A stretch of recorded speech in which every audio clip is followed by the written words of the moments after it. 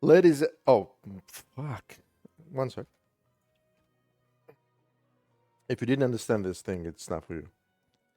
Ladies and gents and the rest, basically, here's what's happening right now. We're gonna start a new format of PvP videos because right now, PvP guides are completely unorganized on YouTube, and there are no websites that would explain people how to play with today's modifiers for example.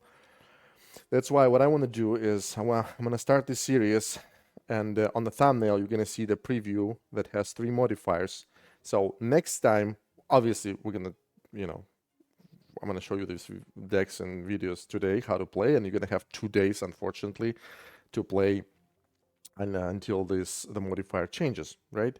Because there is no other way to do it. If you do it too early, you don't have all the decks. If you do it right now, it's kind of too late, but that's the best way. So I also do it because next time when these modifiers show up again, if something happens, if for some reason I'm not here, there is still no sources that could do what I'm gonna do here. That's why you, in the future, if there's nobody else, you will at least find the modifiers on the thumbnail that you need, click, and you will have some ideas what to do, right? So that is the idea of this series. Let's take a look at the modifiers and see the decks for this week and for this combination of modifiers. We have Dragon Tower, Clean Fight, and Ward. This is just like, it doesn't happen often. So no modifier here, no effect here. So these 2 are empties pretty much. All we have to do is we have to deal with Dragon Towers, which means melee units die really quickly, range units die very slowly or never die at all, if it's like a troll with the regeneration talent, right?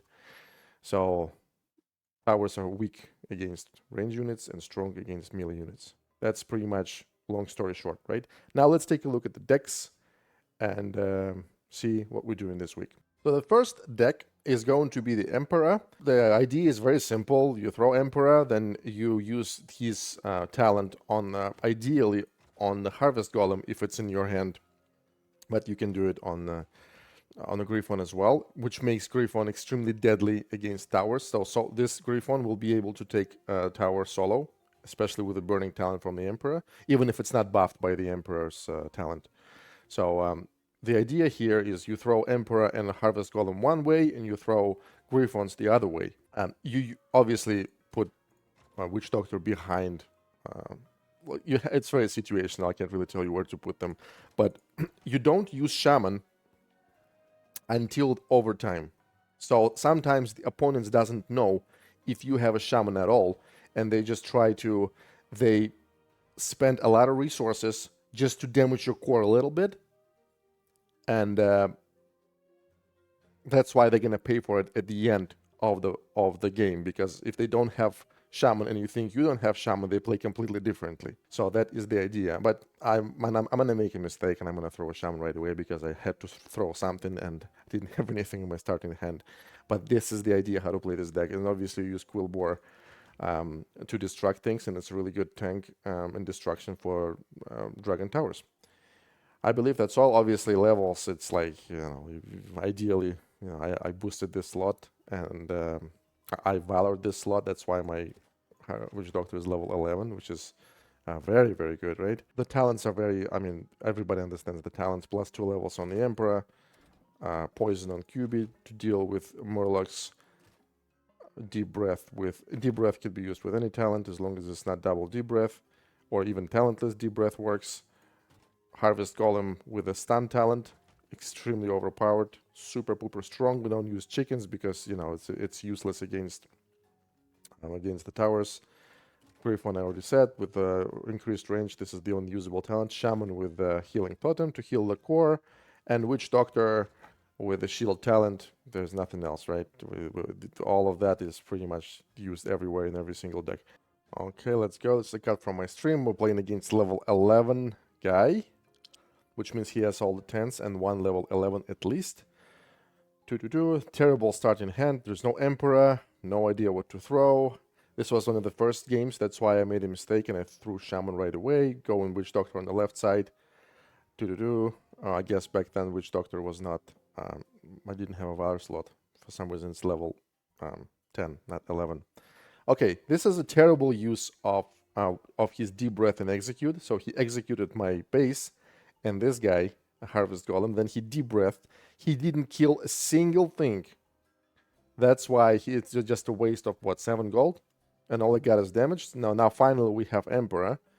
And we have a level 12 Griffon. So I buffed Griffon with my Emperor's Talent. And yeah, we're distracting this Witch Doctor. I naively hoped to kill this Witch Doctor, but no. Unfortunately, yep. He spawned Jaina. I obviously didn't expect that. But you can't really blame me for it. Here's the problem, watch. Griffon hit Jaina. Emperor is alive, but Jaina is not burning. It's a bug. First time ever. Nothing we can do, but yeah.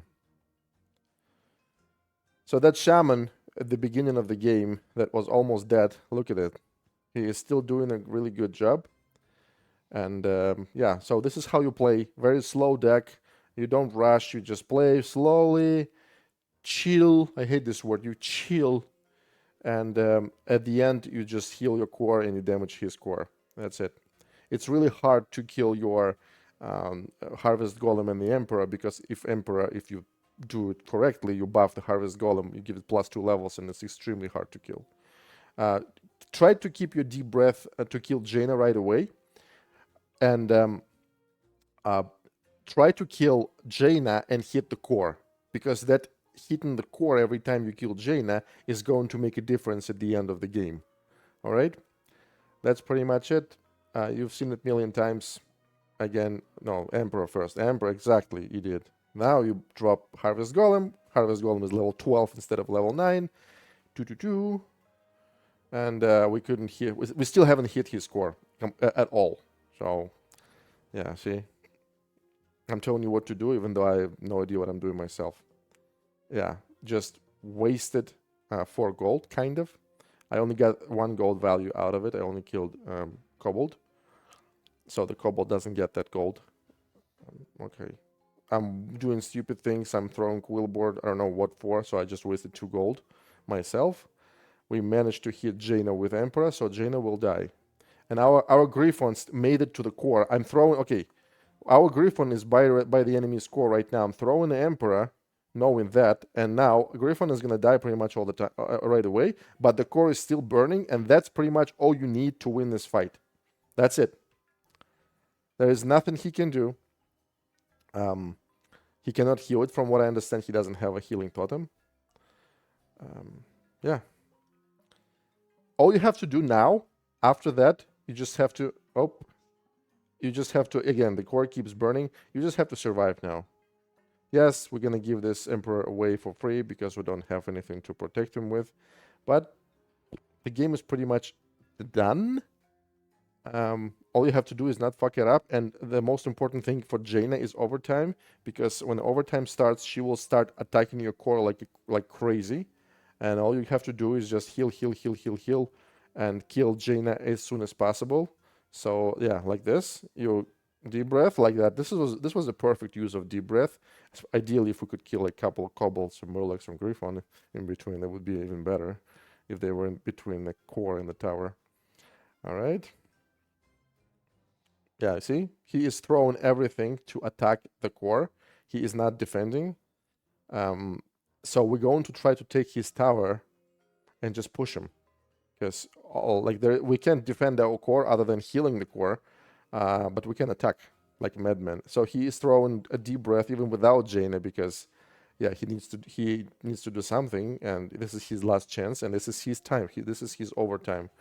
So that is how it's done, ladies and gents. I hope you understand a little bit what to do and how it's played. Play like a bitch. Excuse me, turtle deck. It's called they call it turtle deck. Okay. So defend. During overtime, you heal your core, and that's it. If the opponent makes a serious mistake and you manage to push the core a little bit to hit the core a couple of times with your units, you automatically win the game. Okay, here's another Emperor's deck. This deck doesn't have a healing shaman, but has a way better fighting potential. This deck also has Execute, which allows you to be way more scary during overtime. However, this deck is much harder to play than that Brain Dead one, but this is the deck that Gem uses. Gem is like arguably the best player in the world. So, yeah, there is no, like, how do I say it? There is no exact, like, there's no strategy how to play this deck. You do this, this, and this. It's always situational. Sometimes you buff Murlocs with your Emperor talent. Sometimes you buff Griffon. You never know. But just in case, I'm going to show you one game. Actually, it's going to be a very bad game on the Gadget Zan, but so you could have an idea how this works. All right, let's go. Let's see how it's played. Same, I mean, the beginning is the same. We throw in Murloc and sending him to the closest gold node. Then we throw Murlocs because we have nothing else to throw. Preparing bandits for our chest. But you see, he is spawning Quillboar. We're spawning bandits. But the problem, what this guy does is, bam, he casts Execute with the knockback talent, which kicks us out and gives him the gold. So he didn't manage to hit my tower with Execute, so it's not a lot of value from it, but it's still value. I'm damaging, I'm spending my Execute on his Gromash and the tower, hoping that I'm gonna get this tower at the end eventually. My Emperor dies and my level 12 Murlocs, yeah. So the beginning is just so shit, super shit. Again, I'm trying to hit this tower, so I'm still hoping to eventually take this tower for myself. But no. My Murloc and somebody else at the top almost got the tower. This is an absolutely waste of Blizzard. Okay, we're trying to take the chest again. Expecting his Quillboar, but it doesn't show up. Spawning new set of Emperor and something else with him. This time we take Murlocs. Murlocs level 12 are extremely, extremely dreadful. And look what happens. Murlocs level 12, because they're buffed by the Emperor, they survive poison and they survive Quillboar. So, well, it's still enough to, to kill this Kobold and to do some damage before Murloc dies. 2-2-2. Okay, he spawns a new Murlocs. They kill Griffon, unfortunately. There's nothing we can do. I'm still trying to take the tower like an idiot and trying to get this fat node of gold. Okay, I'm not using bandits because I expect a gold chest. Okay, one more deep breath, and the fucking tower is still alive. So taking the gold, throwing a Griffon. Okay, I could have taken that tower with my Execute and have 1 gold back. But what I'm doing instead, I believe, yeah. Oh, I took the tower, never mind. Yeah. I don't remember. I think it's not, he still uses like 4 gold Blizzard for 1 gold Bandits and 2 gold Witch Doctor. It's no big deal. So I'm gonna keep taking this tower. He is still killing my kobolds to not let me take this gold. Well, yeah, that's exactly what you do. I'm not wasting Execute, but this is what you keep doing. You keep pressuring, keep pressuring, keep pressuring. On any other map, it would have been much better, but here, there's a problem because, like, we need to get to his core. We cannot get to his core without taking the tower. That's the problem. And Witch Doctor, yeah, obviously the best unit in the world. Finally, he allows my Kobold to take the gold nodes because he needs to take this tower back. If he doesn't take this tower back, if the tower managed to construct, this is pretty much going to be the game like it is right now. So now we are attacking his core finally, which means now our chances to win increase because he still has Execute. See? Boom, I'm using Execute, even though I could have used it here. Take this tower back and have 1 gold back, but this is a mistake. Okay. Level 11 Gromash. What do these people do for a living? God. But we managed to get to his core again. This is why this deck is extremely powerful, because again, it's a little harder to play, it's not brain dead, but the attacking potential with this deck is huge. So I took both towers pretty much, right, eventually. And that is how you do it. Level 13 Griffon, buffed by the Emperor. So that is how it's done. Not easy to play, but I hope you understand the idea. If you don't, forget about it. Let's move on. Charlga, Mrs. Razorflank. This is, again, turtle deck. And I'm off-slotting a shaman here. You can off-slot this thing or anything else. I just thought that would make sense to off-slot this. This is a level 9. The difference between level 9 and level 10, there is a difference in healing between those. When I'm talking about the healing the core. But for some reason I decided to go this way. It works pretty well. You can off-slot literally anything that you want. Again, the exact same thing. You defend. If you have a chance, you attack. But most of the time, because we have this amazing dragon towers, you throw this guy when somebody is attacking your core, and this guy will tank everything until everything that is killed by the core. During overtime, or not, sometimes not during overtime, you just heal, and you win the game. Charlga is a 1 gold unit, extremely dangerous against towers because she shuts down the tower, and you Charlga in 1 Murloc or 2 Murlocs can do a lot of damage to the tower and everything that is close to the tower, because the tower will not be working, right? So Charlga, when you throw Charlga on the tower, it requires, the opponent has to react on that. But whatever the reaction would be, it will probably be more than 1 gold. So you kind of win. If you do it a few more times, eventually you will get a gold advantage in a game. Everything else is self-explanatory, right? Bubbled Murlocs, Poison Quillbore, Witch Doctor, same thing. Deep Breath formula is the same, anything but Double Dragon. Stun with Golem, have as high levels as possible. Nothing special. This is a very strong deck given to me by Shadow Walker. The guy reached 8k with this, and he was too lazy to go to 8.3k. So it's supposed to work really well. All right, let's go. Let's take a look. Oop. Playing against Rend, some Asian Rend, so it's already scary. Excuse me.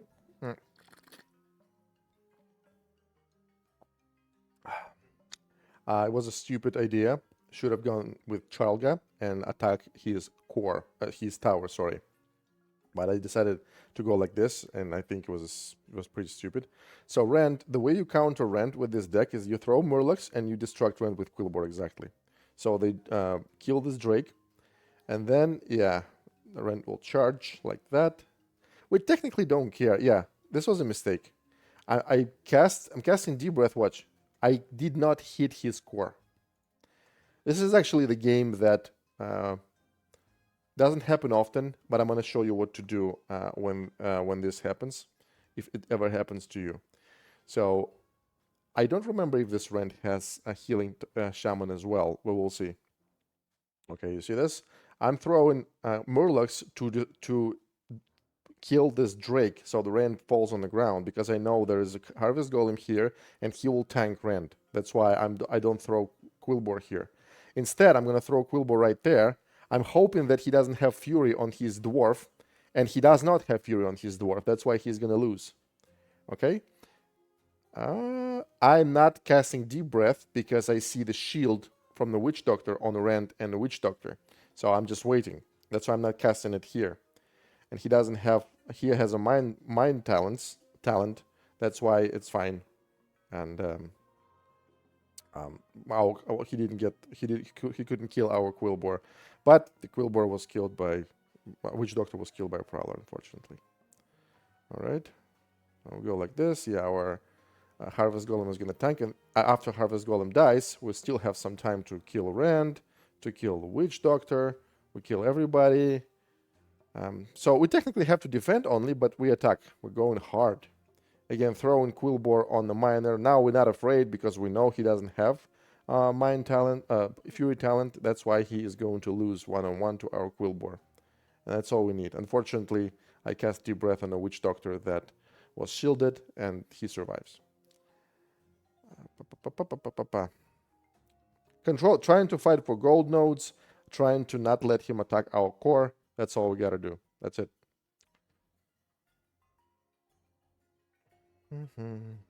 Yep. His deep breath could not kill our shaman. That means his deep breath is level 10 or 9, but it's not max level. All right. I believe I have no idea what to do now. That's why I'm just trying to push. I spawned Quillboar, hoping that, yeah, Prowler killed my Quillboar, but my Kobold managed to get to the second gold node. And I managed to get the gold while Miner was being deployed. Okay. I'm seeing Whelpex, that's why I'm throwing Witch Doctor on the right side to kill this Whelpex. Tune, and yeah. This is how we do it exactly. We damaged Prowler and we damaged the core, but I still don't know if he has Shaman. Because I do have a Shaman, and I'm trying to heal my core. Again, we defend, and this deck actually works. It's like one of the best decks this meta. It's kind of easy to execute, and because we have this gold manipulation with Charlga, we can, play on the Charlgas and Murlocs and things like that and never have any problems. Okay, boom. Yes, I believe he does not have a Shaman. That's why we are okay. So we're kind of already winning the game. So all we got, he is not spending deep breath to kill our to hit our core, because he realizes we have a healing shaman, but we are hitting his core with deep breaths, and all we have to do is just defend. At the beginning of the match, I said I'm going to show you some special case. That's not that special case, because special case was when both of you have shamans, both of your cores are at full HP. What to do in this case at the end, but I'm not going to show it to you here because it's a different situation. All right. So Harvest Golem is saving us a lot because of the stun and double HP pool. We managed to survive this attack, and our core is at full HP, and he is going to lose the game because of that, right? That's it. That's how it's done. That is Charlga, Mrs. Razorflank for this meta. I've discovered that Sylvanas with this meta works really well after the hotfix. Let me show you. My Sylvanas is in top 3 this time, and you could definitely get much higher with this. I'm going to show you the deck, and I'm going to show you the game. So, obviously, we're using Sappers, right? So, if your Sylvanas is high level enough, I had to buff mine just so she works with Sappers.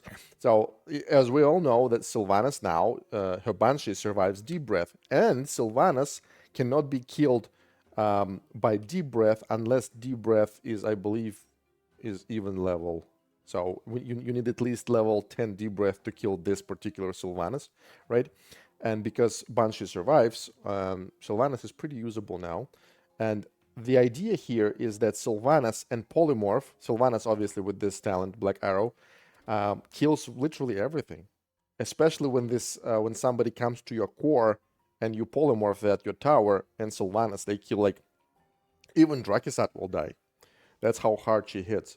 Also, because she has Banshee, you don't really care about being killed by big guys like Gromash or Drakisat. We don't care. We're just gonna Banshee Drakisat and we're gonna go back to his core with Drakisat, right? Ghoul is our tank. We're using Sappers and cheat death with Bloodlust. Right? So when you cheat death something, they get bloodlusted, but they die eventually. The reason why there's no point using other talents on cheat death is because if you cheat death using other talent, somebody attacks your Sappers, they have 1 HP. So when they charge the core, even if they survive, the cheat, let's say the situation, the Sappers are running, you cheat death them, somebody casts a spell, they survive that, and now they have 1 HP, and cheat death ends. When they charge the tower, the core, like one little tick, and it will manage to do it, and it will kill both of them if they have 1 HP. So there is no point using any other talent with this tower modifier. Because sappers are going to be buffed by Sylvanas' movement speed, and by Bloodlust from Cheat Death, you will be able to make him immortal from very far away. Also, this strategy works really well against the ones who counter sappers with bandits. The bandits are kind of the best counter for sappers, because when they charge, if you throw bandits on time, they stun the sappers as they charge. For that, we have Polymorph.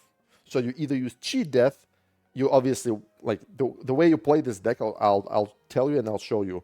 You throw sappers and you see how the opponent counters that. If he uses spells or something like save pilots, you Cheat Death sappers. If he uses bandits, you polymorph bandits and sappers still make it, right? So that's how it's done. Sylvanas is the main attacker, and Sylvanas is extremely deadly against the towers because she barely gets damaged by the towers, and she attacks whatever you drop on Sylvanas. She attacks all that because the radius of her attacks is huge, right? She's pretty much like a Flame Waker, except she attacks flying units, right? Like I said, Polymorph Sylvanas and the tower will kill everything that comes to you.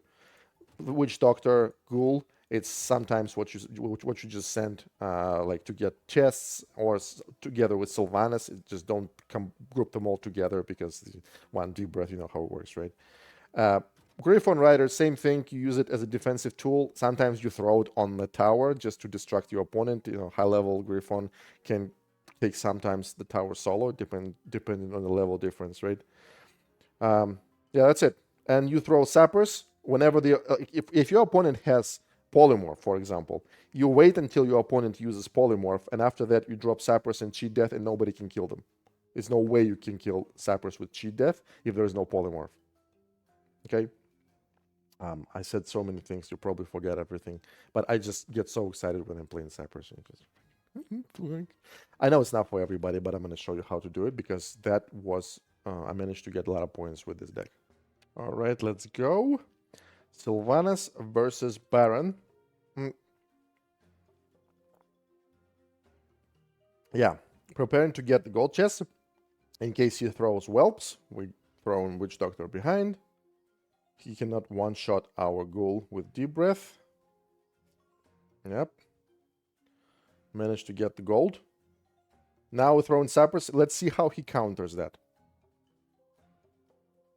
Preparing Cheat Death. Okay, so he used he used Execute with with Knockback Talent. That we don't care about that, because as soon as he pushes them away, we Cheat Death them, and then he will pretty much waste his Execute, because the sappers still made it, right? So so he knocked back our sappers, and we Cheat Death our sappers. That's why now they have 5 seconds. They are immortal. They're bloodlusted, and they're gonna make it 100% to the core, right? And as you can see, half of the core is dead. So what we do here is exactly what I told you, except instead of throwing Polymorph, we throw in a Ghoul, so the Ghoul tanks, and our Sylvanas is gonna kill everything that came to her. The Ghoul is gonna, eat the Murloc or whatever he killed, and yeah.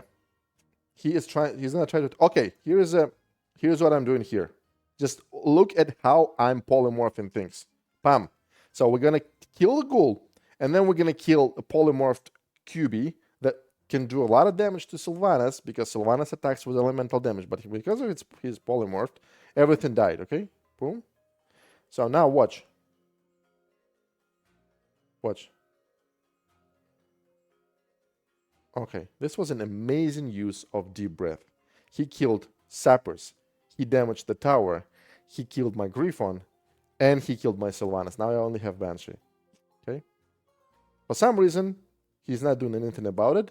Bam, he casts Execute with Knockback Talent. Knockbacks my Banshee, hoping to save his Baron. Banshee still charges Baron, and he spawns Quillbore. So it was an amazing trade. We got the full HP Baron. He wasted shitload of gold. That's how it's done. Amazing. Okay, new pack of sappers. Let's go. Let's see what he's gonna do about it this time. I don't care. And by the way, I did that because I knew he just wasted execute with knockback on like to protect his Baron from my Banshee, right? And then he wasted 2 gold on Quillbore. I knew 100% that he doesn't have anything to crowd control my sappers. That's why I did this, and it was 100% success. All right, that is the way you think. All right, we're polymorphing everything. Our witch doctor is gonna kill everything, everything. Yeah, almost everything. Our Griffon saved our witch doctor. Amazing, amazing fights on the middle. Okay, doing the same thing. Now, this time he has a knockback, and that's why he's gonna... No, it's just...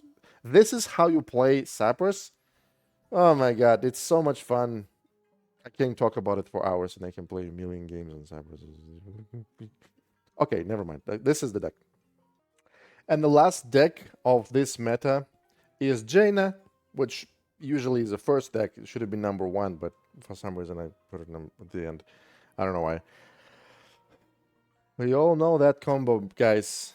Deep breath and execute. And Jaina. With these levels, 30 and 31 here, I can one-shot level 10 tower. Yeah.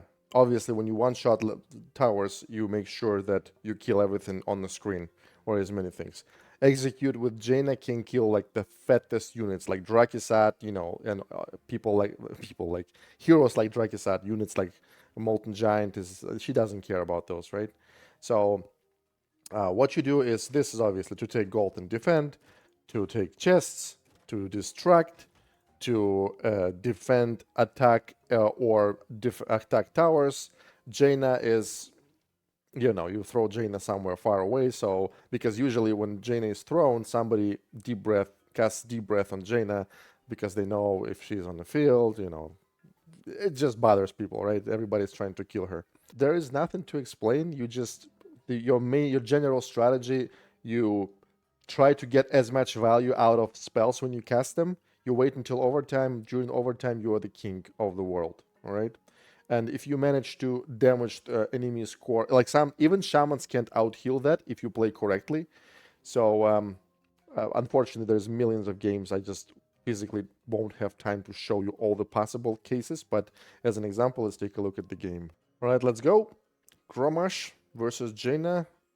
That level 11 Gromash that I see all the time. Okay, throw in bandits this way, you know, we're splitting them because we don't need 2, right?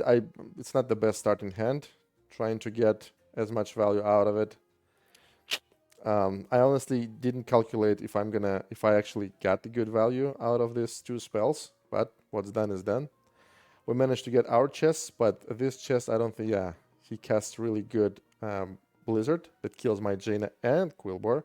That's why the Murlocs are taking the gold chest. We always split bandits and Murlocs, so that bandits kill, the left bandit kills the kobolds, and the left Murloc goes on the bridge and attacks from the bridge.